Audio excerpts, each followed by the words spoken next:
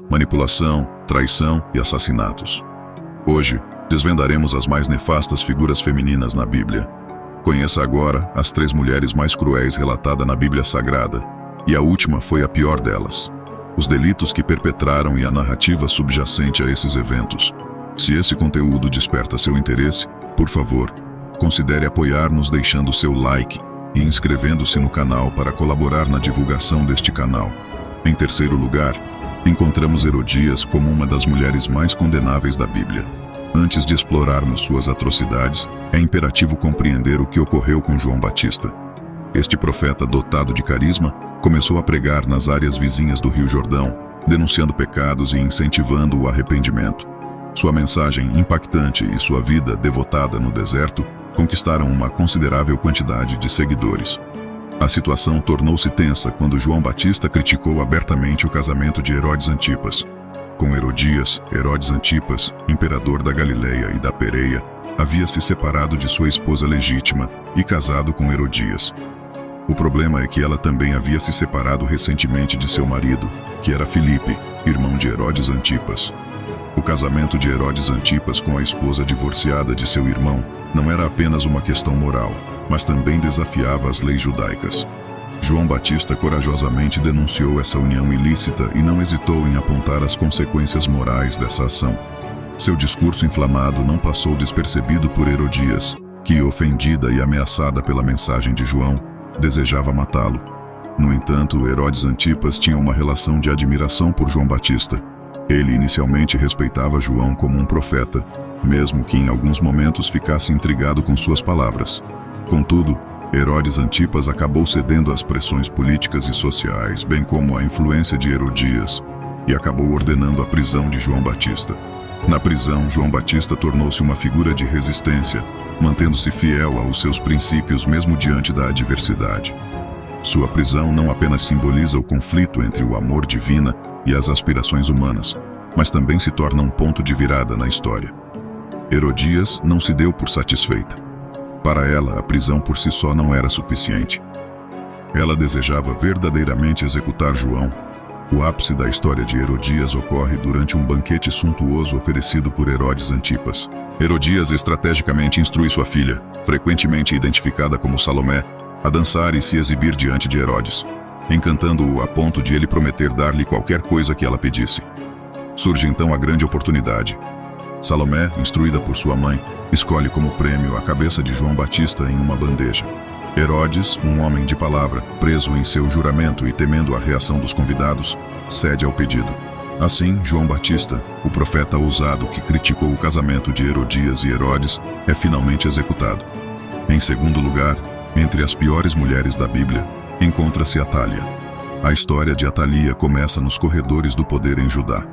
Ela era filha de Acabe e Jezabel, possuindo uma ascendência profundamente enraizada na instabilidade política e espiritual que caracterizou essa época. Seu filho, Jocás, governava corajosamente o Reino do Norte. No entanto, cerca de um ano depois, tanto Jocás, o governante de Judá, quando Jeorão, o líder de Israel, encontrou seu destino trágico nas mãos de Jeú, foi morto pelo comandante do exército de Israel. Após a morte de seu filho, nenhum de seus descendentes tinha idade para assumir o trono de Judá. Sendo assim, Atalia viu a oportunidade de consolidar ainda mais sua posição. Ela empreendeu uma manobra audaciosa, assumindo o controle do trono, desafiando as expectativas e tradições estabelecidas. A ambição de Atalia não conhecia limites. Ao assumir o poder, ela viu a linhagem real de Davi como uma ameaça à sua posição recém-adquirida. A linhagem de Davi tinha uma importância especial na tradição judaica, representando a promessa divina de um Messias descendente de Davi.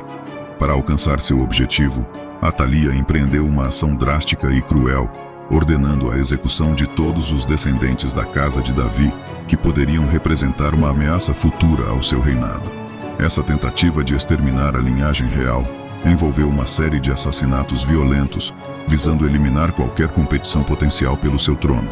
No entanto, sua estratégia brutal foi interrompida por Joiada, o sumo sacerdote, que escondeu Joás, o único descendente sobrevivente de Davi, no templo. Essa ação ousada garantiu a continuidade da linhagem de Davi, apesar dos esforços de Atalia. Tempos depois, quando Joás atingiu a idade apropriada, Joiada orquestrou um plano para coroá-lo como rei. Joiada realizou uma cerimônia pública em favor de Joás, velando o descendente de Davi. A população ficou fervorosa ao perceber a revolta iminente. Atalia rasgou suas vestes e gritou: traição, traição. No entanto, o povo, seguindo Joiada e apoiando a restauração legítima da linhagem de Davi, não se deixou abalar pelos apelos desesperados de Atalia. Não se deixou iludir pelas alegações de Atália. A ascensão de Joás ao trono foi um momento crucial, e Atalia foi capturada fora do templo. Ela foi levada ao palácio real e ali foi executada. O relato bíblico no segundo livro de Reis, capítulo 11, versículo 16, registra a morte de Atalia, encerrando assim seu reinado marcado por intriga e violência. Agora, em primeiro lugar, a mais cruel mulher da Bíblia, Jezabel, também chamada de Jezebel.